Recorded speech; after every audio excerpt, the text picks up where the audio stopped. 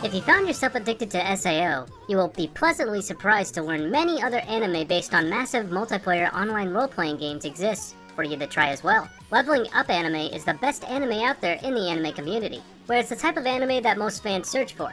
That's why today I have made a list of anime that is based off the RPG genre. Hey guys, it's Animan here and welcome to the channel. Today we are counting down on the top 10 Leveling Up anime. We are not going to take some popular anime like That's How I Got Reincarnated as a Slime, Overlord, The King's Avatar, Danmachi, and at number 10 we have In Another World with My Smartphone. This is an isekai anime, to put it simply. The main character of this anime dies.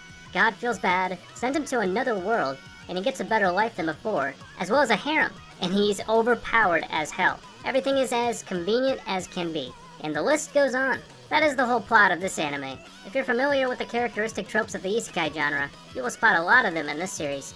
Some cliches are fun and entertaining, and having them really isn't a problem, unless that's literally all you do. There is no tension in this anime. Each and every time something interesting could happen, the show spits in your face as the problem at hand is solved within seconds by Gary Stu, our stupidly broken main character. Honestly, it's a fairly decent show. While it isn't plot heavy and the main characters basically just live the easy life, it's a very pleasant show to watch. Everyone just has some lighthearted fun and everyone gets a happy ending. I would recommend it if you're in between shows and you need something to fill in that space. At number 9 we have Ragnarok, the animation. The story about Ragnarok is like any other fantasy animation. Young hero travels all over the world, getting some strong friends, and finally kills the boss to save the day. As for this animation, the first half is funny with bright color and small jokes everywhere. However, the story suddenly becomes extremely heavy at the beginning of episode 17, and just keeps getting dark until the end. The change of the atmosphere can be too sudden, but it does have many good episodes within it. Episode 19 is the best, in my opinion. It's really touching. Some people watch a little at the beginning and saw that it was not game related, and then say it's not worth watching at all. Well, I think those people watch the anime because of the game's brand name. This anime has a really good plot that comes with a good ending. The story also included some romance in it, which makes it even better. At number 8 we have Arad Senkai, Slap Up Party. The plot in Arad Senkai is kind of based on your default RPG story. You grow strong and defeat the ultimate evil to grow into a savior. In this case, it is a demon that has cast a curse over the continent, awakening monsters and causing any people that have witnessed it to slowly turn into demons. The story focuses on a young man named Baron, who also received the curse and looks for a way to undo this. You might say this is another boring adventure anime. Nothing wrong with that. I have seen anime series with an overused or boring plot still pull off something interesting. Filler aside, the show isn't really anything special, aside from some of the colorful characters. It's just another fantasy adventure anime where our band of heroes must go somewhere to find something. The show is often goofy, so if you're looking for a fantasy series, I'd look elsewhere. But if you want to have a little bit of a good time with some laughs, then you are more than welcome.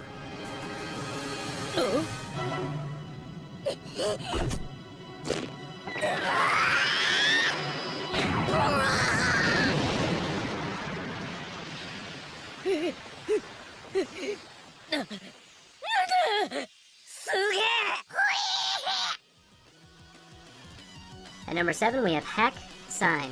The story will no doubt seem familiar at this point because so many series have ripped off Hack.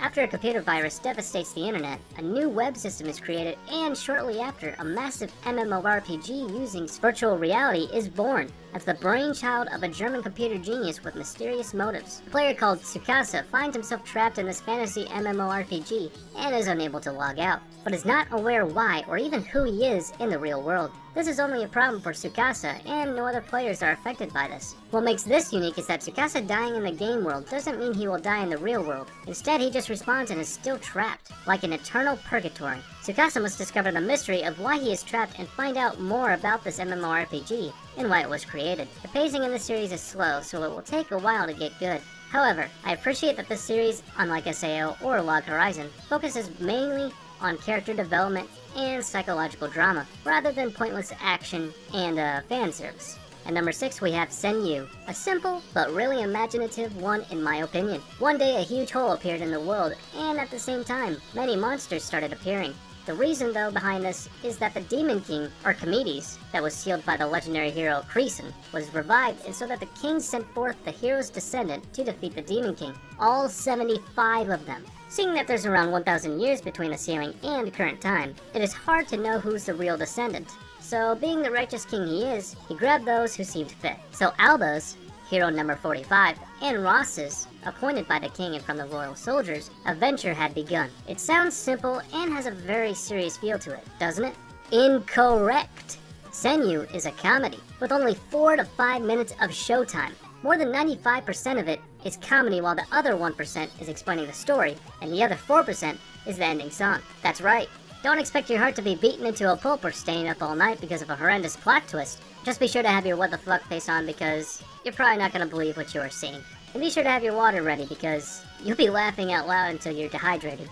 If you like knights, demon lords, old perverts, and constant slapstick satirical comedy, then this one is for you. Don't miss this wonderful series. I mean, it's definitely not like you don't have time for it right now. At number 5, we have Excel World. Excel World follows Haruyuki, a short, fat boy who attends a prestigious school. But throughout his entire life, he is bullied, and he starts to despise his real life. He wishes the world to be like a video game. Excel World is some sort of MMO where your avatar can interact with others and play all sorts of minigames. Fate changes Haruyuki's life as he meets the most popular girl in his school, who saves him from his turmoil. She introduces Burst Limit, where he can change his situations in reality, but he has to play a variety of games for it to change. It is a great and modern concept, and aside from Accelerated World, which is only accessible for some chosen persons, every area has a global link or a server where everyone can access using a device. Just imagine your school turning into a big server, and each student will have an avatar representing themselves in that server. Still a little bit confused? Well, just watch it and it'll clear things up for you. At number 4, we have Pandora Hearts. The story follows Ozzy Vasilis, who is heir to one of the Duke houses, has just turned 15. His life is rich and carefree, darkened only by the constant absence of his father. At his coming-of-age ceremony, however, everything changes. For no reason that he can discern, he's cast into the prison known as the Abyss, only to be saved by a chain known as Alice. The blood-stained black rabbit. It is unknown why he was cast into the Abyss, how Alice factors into it all, and what does the organization known as Pandora want with him. Now, what is going to happen? If you want to know, then why not join the adventure with the young man by watching this anime? You are gonna love it, I guarantee it. At number 3, we have Tower of Druaga, the Aegis of Uruk. It is said that every few years there is what's known as the Summer of Anu. During that summer, thanks to the divine protection of the sky god Anu, all of the demons in the tower lose their power. The country of Uruk has begun an invasion of the tower in order to suppress the demons. They build up positions inside the tower, with their sights set on getting to the upper levels. The Uruk army knows that this is the third summer of Anu, a perfect time to launch a mission to suppress the monster Druaga once and for all. The army of soldiers aren't the only ones in the tower, however. An entire city called Meskia has formed inside the tower's first floor. The story follows along Gilles' adventure with his crew of climbers as they progress through the levels of the tower and encounter beasts, personal battles, and betrayals. And along the way, they keep a sort of episode-by-episode shift between comedy and serious story, and character development. As you watch this series, you can never tell what will happen in the next episode. Your guess is usually as good as the characters, but this is also a feather in Druaga's cap, as it delivers on both fronts, though it isn't quite good at mixing the two together. At number 2, we have Bofuri. I don't want to get hurt, so I'll max out my defense. On her friend's recommendation, a girl who knows nothing about video games tries out a new VR MMO and immediately puts all of her skill points into defense because she doesn't like the idea of getting hurt. She bumbles her way through the game, somehow managing to become a top-tier player by accidentally breaking established mechanics and making powerful friends. Join Maple on her journey through New World Online. Bofuri is a heartwarming comedy about how fun it is to make friends through online games, made all the better by its cheerful protagonist, Maple. Check it out if you need a break from the harsh realities of life. Now, coming in at number 1, we have Ada Fureta, From Commonplace to World's Strongest. The story follows when the ordinary life of a 17-year-old otaku, Hajime Nagumo, is disrupted when he and his classmates are summoned to a fantasy world and tasked with saving mankind.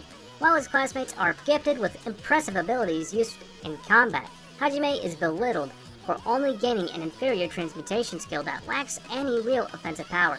During an expedition in the Great Orcus Labyrinth, Hajime is betrayed by one of his classmates, plummeting him to the bottom of the abyss. Though he survives the fall, Hajime is faced with menacing monsters and misfortunes that send him spiraling into a grim nightmare. Desperate to live and return home one day, he resolves to fight for his survival. while steadily transforming from commonplace to the world's strongest. Alright everyone, that is our top 10 level up anime. Are you guys interested in any anime that was on this list? Or do you think that we missed some? Be sure to comment what you think down below. Also, don't forget to like, share, and definitely don't forget to subscribe. And don't forget to support me on Patreon. And as for now, I'll catch you later. See you in the next one.